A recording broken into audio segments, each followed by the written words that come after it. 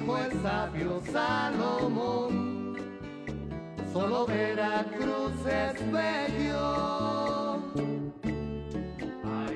Hola, ¿qué tal? ¿Cómo les va? Ojalá que todo muy bien por allá. Pues este es el programa La Revista, para compartir textos que tienen que ver con el periodismo cultural, con la divulgación de la ciencia y con tantos otros temas que suponemos del interés de nuestro culto auditorio. Bien, pues en la emisión de hoy, y primero saludando a nuestro ingeniero de audio y sonido, Carlos Arturo Vera, y a César, nuestro anfitrión, y desde luego con el agradecimiento al Café Juanote. Aquí estamos en este espacio que se difunde en todas las redes, en todas las plataformas, y que ya usted nos irá conociendo. En la emisión de hoy vamos a hablar de un acontecimiento que los jóvenes de ahora pues lo tienen así como lo que los papás les llegaron a platicar alguna vez, como incluso el 68, el movimiento estudiantil. Y se trata de un evento que tiene muchas historias muy interesantes y que fue el Festival de Avándaro. Ya hablaremos de eso en un momentito. En la emisión pasada hablábamos de las mentiras a partir del libro de La libertad de ser distinto de Óscar de la Borbolla. Seguiremos un poquito con estos temas, porque además Óscar de la Borbolla es una persona del quien se aprende mucho, pero además se entretiene uno porque es un muy buen conversador y escribe de una manera muy, muy atractiva para todos los públicos. También vamos a hablar de Los abismos que se salvan, de Rafael Pérez Gay, que es otro escritor y que hace periodismo cultural en el periódico Milenio, y él habla de lo que hay abajo de este París iluminado y lleno de oropel y de frivolidad y de belleza, porque es una de las ciudades más hermosas del mundo, pero que hay abajo de todo lo que es París. Es interesante. Jordi Soler, que es otro escritor que escribe en el Milenio y que también abona sobre lo que es periodismo cultural, entrega una nota muy interesante que se llama música femenina. Hay una creencia, supongo yo que tiene fundamento científico, y si no, no importa, de todos modos es muy agradable para los papás, sobre todo los papás que van a ser primerizos o que son primerizos, de que el feto o el bebito que se está formando en el vientre de la mamá puede recibir los estímulos negativos o positivos que hay en el exterior. Y la música, así como la música se le atribuye también beneficios para las plantas, que crecen más bonitas, pues obviamente para el niño que está escuchando determinada música, pues la mamá cree que le va a hacer bien y lo hace, lo pone en práctica, ¿no? Es una nota interesante. Y vamos a tener nuestra recomendación de libros que hacemos todos los días, y ojalá que nos permitan acompañarles hasta el final del programa, que normalmente es de 30 minutos, a veces puede ser un poquito más largo según lo que tengamos aquí pendiente para todos ustedes, y en cuanto tengamos entrevistados, pues también obviamente ocuparemos más tiempo. Por lo pronto así estamos en los 30 minutos. Dice Julia Santibáñez que tiene un libro muy atractivo que se llama El lado B de la cultura, que también de una manera muy amena está hablándonos de múltiples temas. Y ella abarca en uno de los números de este libro que les recomendamos que lo compren. Hay 2 volúmenes, el 1 y el 2, y se llama El lado B de la cultura. Y dice: no confíes en nadie de más de 30 años. Esto lo sentenció Jerry Rubin allá por los 60. No confíes en nadie que tenga más de 30 años. Y dijo también cosas como que los adultos te llenan de prohibiciones que de pronto encuentras naturales, ¿no? Te dicen: haz dinero, trabaja, estudia, ¿verdad? No tengas sexo, no te drogues, pero debes hacer exactamente lo que te prohíben. Antes y después de Woodstock, digo, no le estamos aconsejando que lo hagan, pero bueno, esa es la manera de pensar, ¿no? Antes y después de Woodstock 1969, aquel festival que hubo en Estados Unidos, icónico, que también es una historia sensacional, que ustedes lo pueden encontrar, ya todo se puede encontrar muy fácilmente en las redes. Ese, digamos, en 1969 era el estado del tiempo en buena parte de Occidente, incluido México, ¿no? Y empezaba la efervescencia de los jóvenes, ¿no? Que se querían quitar ya las ataduras de los adultos. Ahí está bueno, películas como Rebelde sin causa, ¿no? De James Dean y algunas otras, ¿no? Que sirvieron como un parteaguas, en este caso para la sociedad norteamericana, de los chavos que ya no querían obedecer en todo a sus papás muy conservadores, ¿no? La revolución psicodélica y los hippies gringos, ¿no? Se aculturaron, hay un proceso de aculturación, y ahí pueden ustedes recurrir a José Agustín.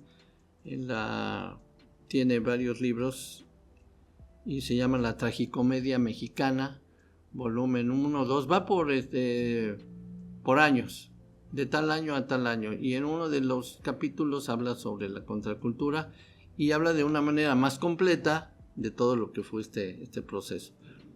Entonces, ¿por qué hippies? Les decían hipitecas porque hippies más la palabra aztecas, pues hipitecas. Y rescataron tanto el mundo indígena de ese momento, por ejemplo, la búsqueda espiritual, ¿verdad? A través de los hongos, como el pasado prehispánico, implicó una novedad. Esta reivindicación del discurso de los pueblos originarios. Desde el muralismo de los años 30 no se veía algo así. E incluso entonces no fueron grandes grupos, sino la élite de intelectuales y artistas.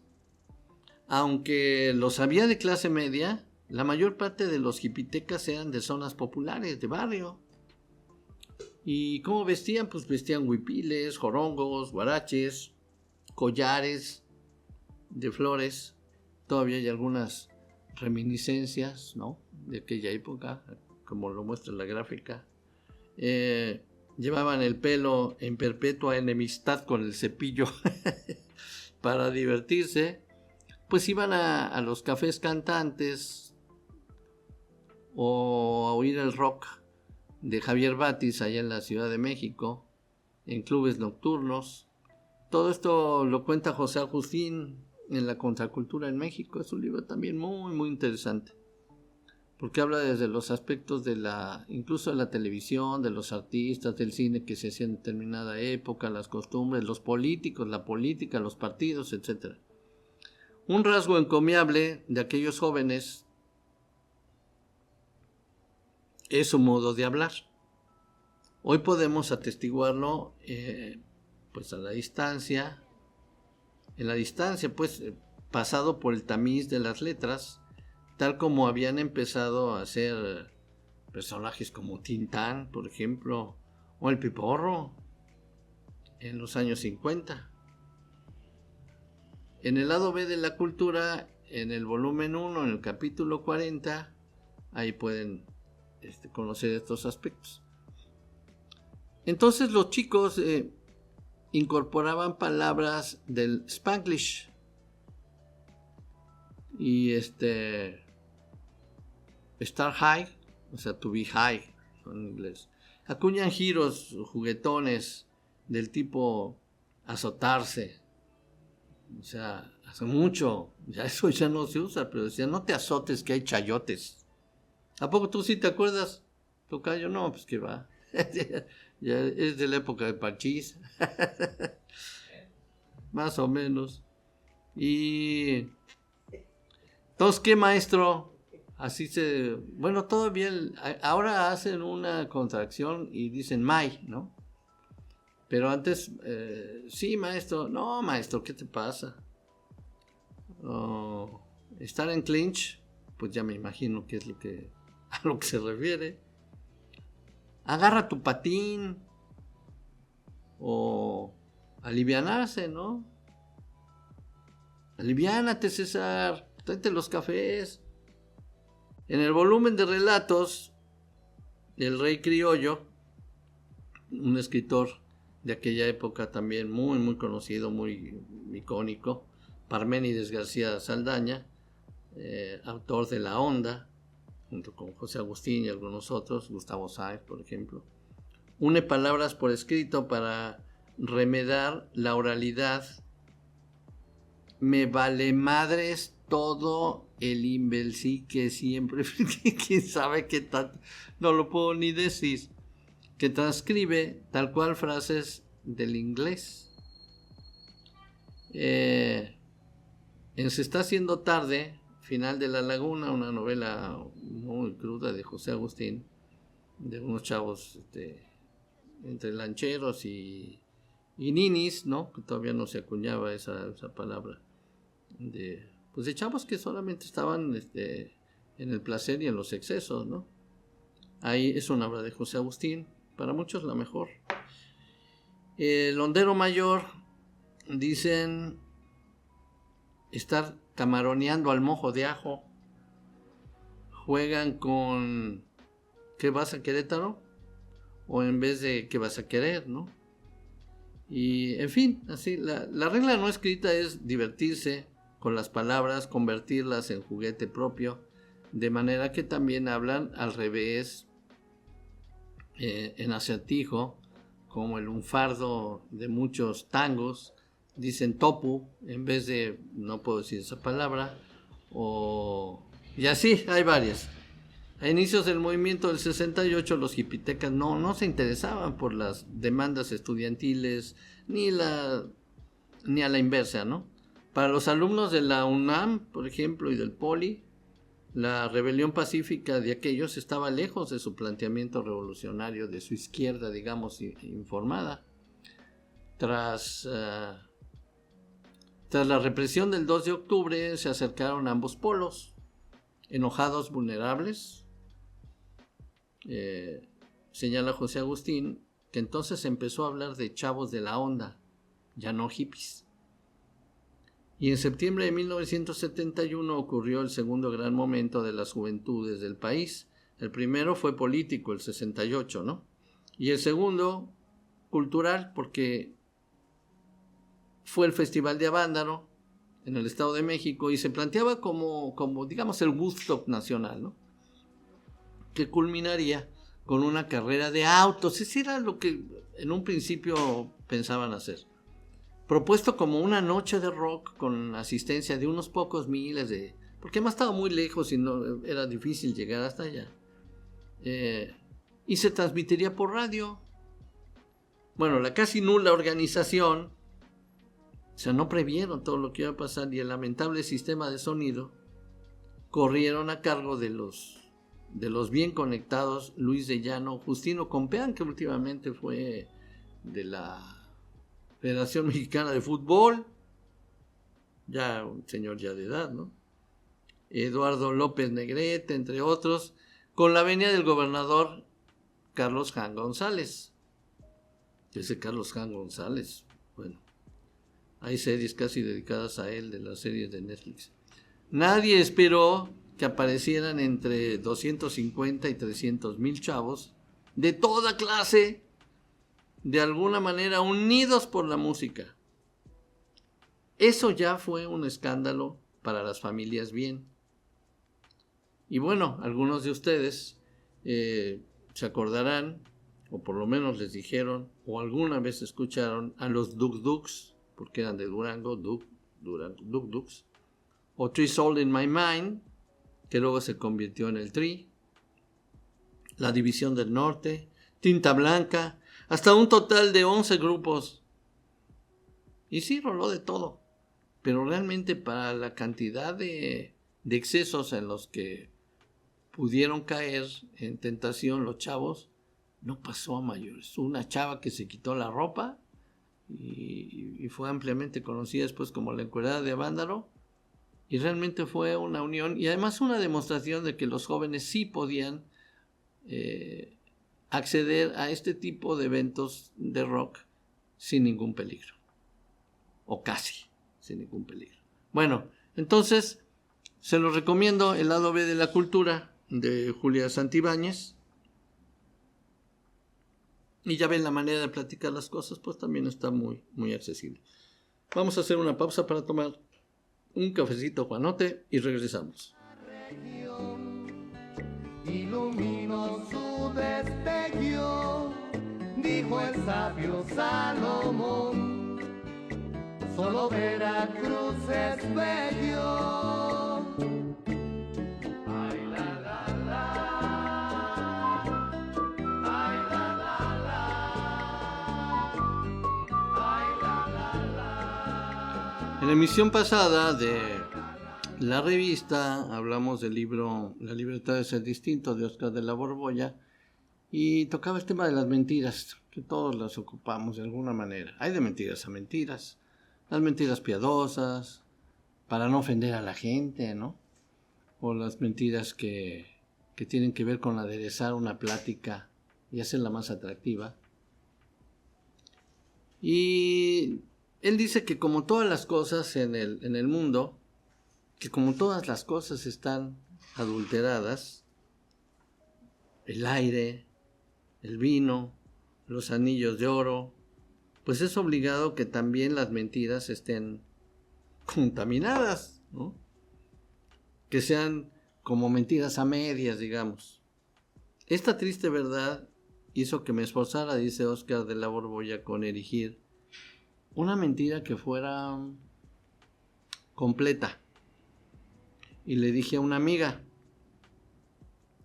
por quien yo no sentía nada realmente, ¿no?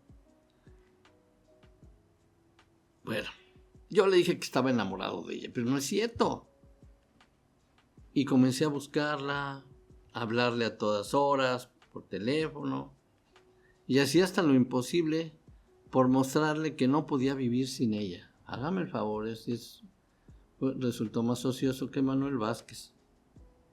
Y entonces, pues sí, porque no midió cómo la podía lastimar a la chica, ¿no?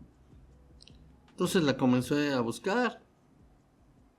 Y hacía hasta lo imposible por mostrarle que no podía vivir sin ella y que era preciso convencerla de la autenticidad de mi fingido amor para que el engaño perfecto se consumara.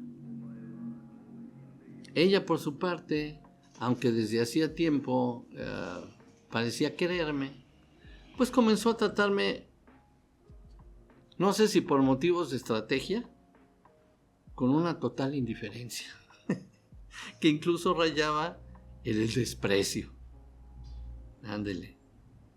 Total que nos enfrascamos en un juego. Ella aparentando desinterés, y yo simulando que adoraba cada uno de sus cabellos. Con el paso de los días, ella me convenció de que no me quería y yo conseguí persuadirla de lo genuino de mi amor, lo cual no era cierto. Así que en apariencia pues había conquistado mi propósito, armar una mentira que no fuera a medias. Sin embargo,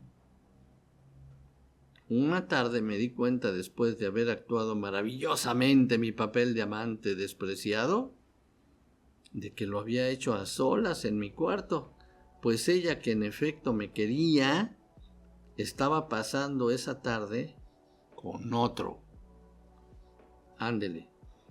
Así que los fanáticos creen que existen muchísimas mentiras y solo una verdad. Para mí, en cambio, hay tantas verdades como puntos de vista y por eso no merece la pena detenerse a distinguir si es verdad o es mentira algo, ¿no? Yo no sé si podría tener como ejemplo la literatura o el cine o el teatro, que uno entra a la convención y te lo crees todo.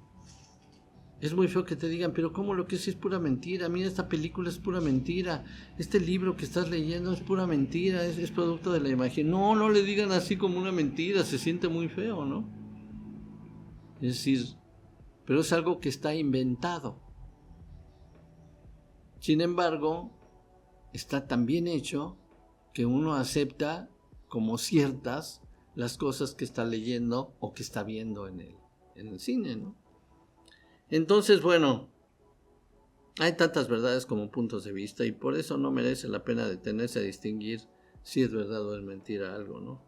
Esto lo comprendí en la adolescencia cuando murió la mamá de un amigo y la señora había amanecido pues muerta, ¿no? Junto a su esposo, y demacrado e inconsolable temblaba sin poder contenerse, ¿no? Durante el sepelio.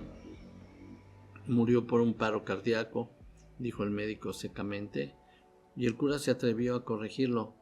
No, murió porque esa fue la voluntad de Dios. Y ambos se enfrascaron en una discusión teológica científica durante horas. Murió por mi culpa, me dijo mi amigo con voz de confidencia, ¿no? Porque antenoche le hice pegar un coraje y para consolarlo le dije convencido, no, Manolo, no, tu mamá murió porque ya llevaba muchos meses enferma. De reojo vi a la abuela paterna de mi amigo que le comentaba a una de sus hijas, esta mujer murió para que tu hermano se arrepintiera el resto de su vida por haber querido dejarla. Eso fue. La madre de la difusión. Ya tenemos un fondo musical, ¿verdad? Especial. y entonces se enfrascaron en esta plática, ¿no? Porque ya llevaba muchos meses enferma. De reojo vi a la abuela paterna de mi amigo que le comentaba a una de sus hijas, esta mujer murió para que tu hermano se arrepintiera, ¿no? Etcétera, etcétera. Y sostenía que su hija había muerto por santa, ¿no? Por ahorrarles a todos más sufrimientos y tantos gastos, confundido por aquel desfile.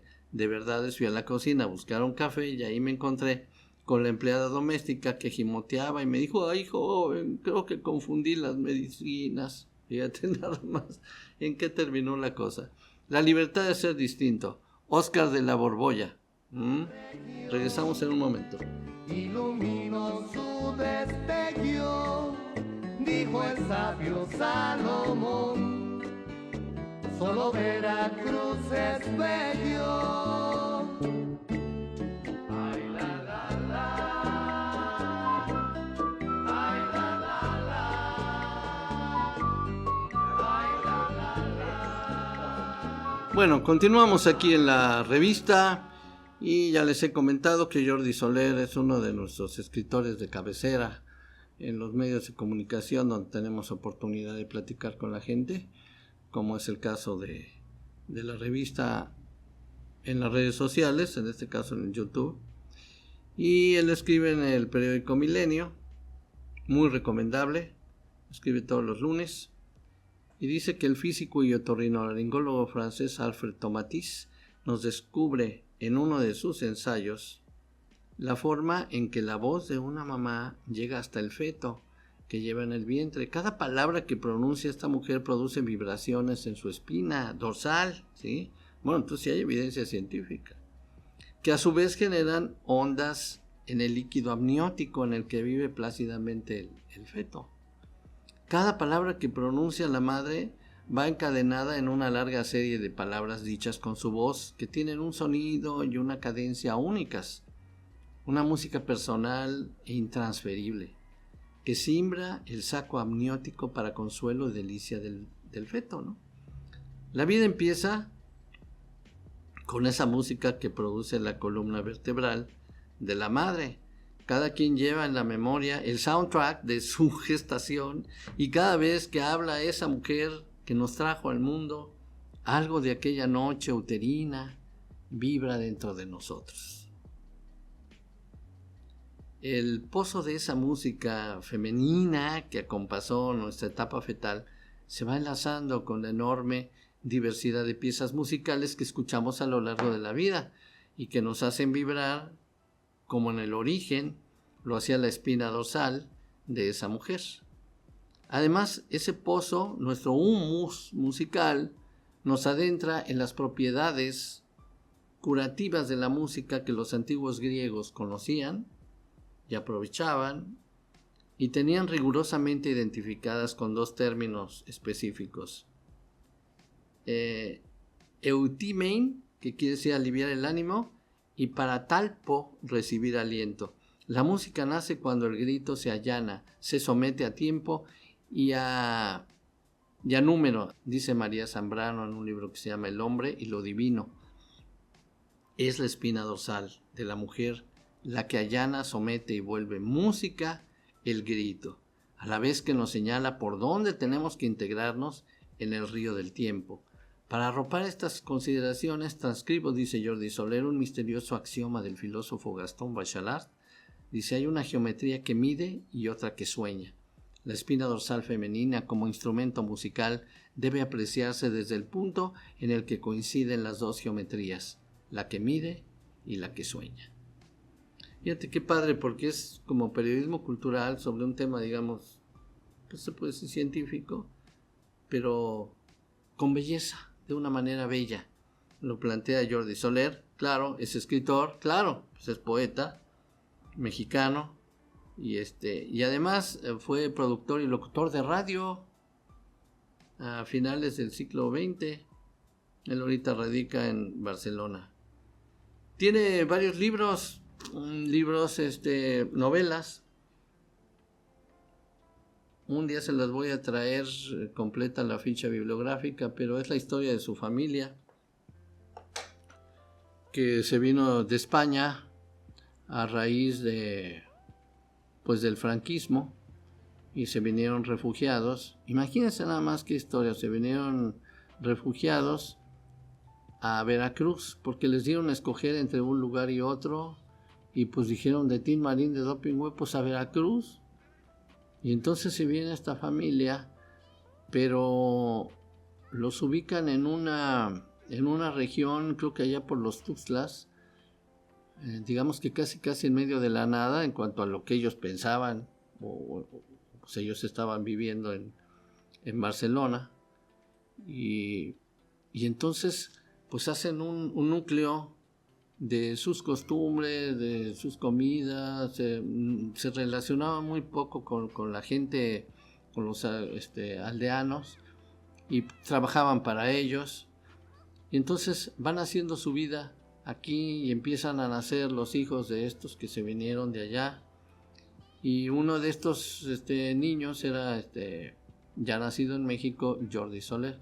Entonces él escribe 2 libros sobre todo este periodo, toda esta epopeya de su familia, y como algunos ya de plano, cuando ya terminó el franquismo, les dijeron pues ya pueden regresar a su patria. Ya uno dice, yo ya no quiero, yo ya hice toda mi vida aquí tengo mi modus vivendi, ya me acostumbré a los mosquitos, al calor, a las víboras, a las arañas y a todo esto que me rodea, y además yo ya, ¿a qué voy a...?